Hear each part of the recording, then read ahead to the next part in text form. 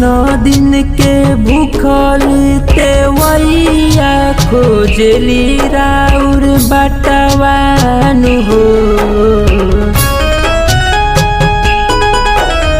3 दिन के भूखल तेवैया खोजली राउर बटवानु हो।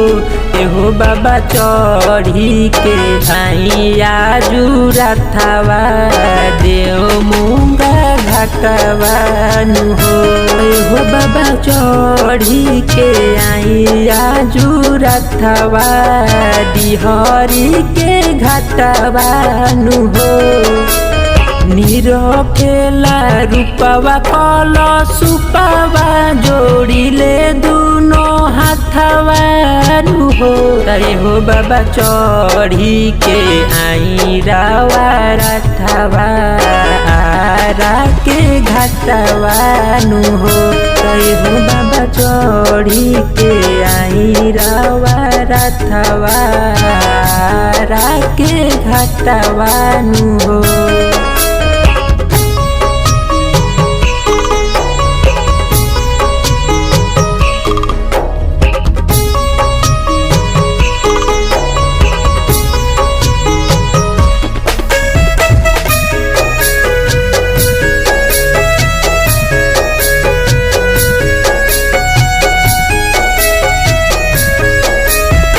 कहाँ कइले बानी बाबा यतना रावा देरिया बीतल जात बड़ुए और अगिया के बेरिया।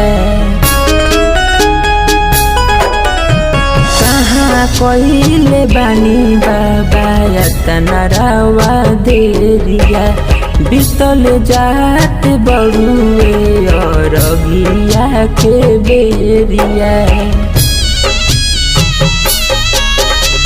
छठी माई के ले आई साथवा जोड़िले दुनो हाथवा नु हो। तय हो बाबा चढ़ी के आई रउआ राथवा पटना के घाटवा नु हो। हो बाबा चढ़ी के आई रउआ राथवा छपरा के घाटवा नु हो।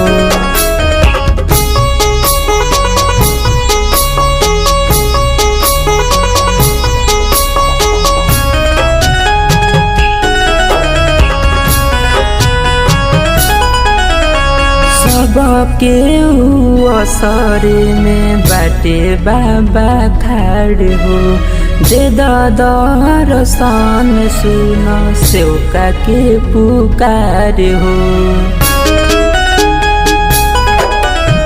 सबके असरे में बाटे बाबा खाड़ हो। दे दर्शन सुन सेवका के पुकार हो। बबुआ में सया मोर जीत झुकावेले माथवा नु हो। तय हो बाबा चढ़ी आई आजु रउआ राथवा देव मुगा घाटवा नु हो। तय हो बाबा चढ़ी आई आजु रउआ राथवा देव मुगा घाटवा नु हो।